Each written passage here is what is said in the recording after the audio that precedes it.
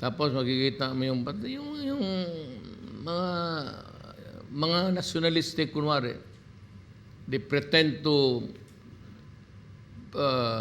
impose on the people a set of values and principles. Hindi naman nila ginagamit.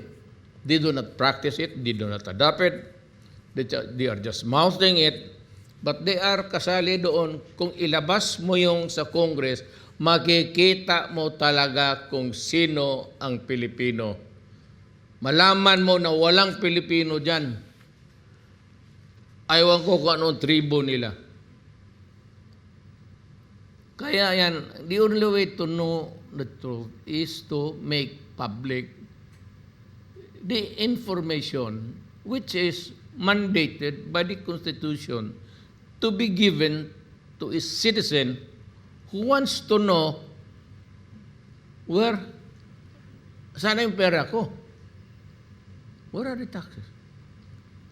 Kaya kung hindi ko alam na wag na tayo magbayad ng tax.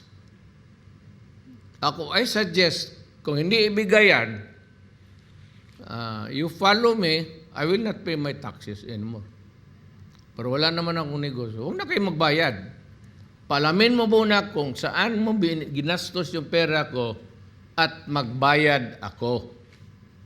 Pero kung bulahin mo lang ako year in, year out, hindi ko alam kung ano talaga ang nangyari sa pera natin. Hindi ako magbayad ng Hindi naman tayo mag-revolusyon. I will just tell the people, do not pay your taxes until Congress makes it public. Hindi naman masama dyan.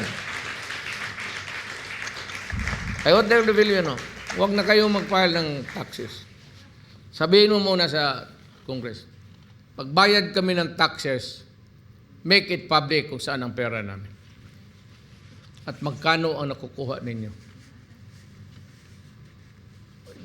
It's not a threat. It's a legal demand. Let me know where my money went or how it was spent. Then I will pay my taxes again this year.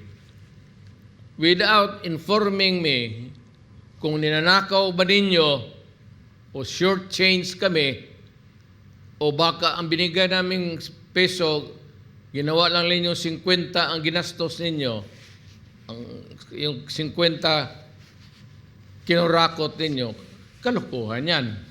Hindi ako magbayad ng taxes na yan kung gano'n. Gano'n lang. Huwag kayong magbayad ng taxes. Sabihin mo lang sa BIR, pati yung hayaan mo ang korte mag-idemanda tayo lahat. Kung ilang milyon tayo hindi magbayad, baski ba 50 million Filipinos hindi magbayad ng taxes, hindi na kaya ng korte yan, hindi kaya ng prosecutor yan, i-prosecute kayo. For what?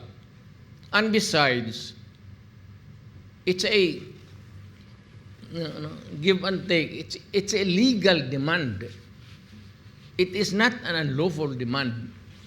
I-publish lang ninyo, open the books so that we will know.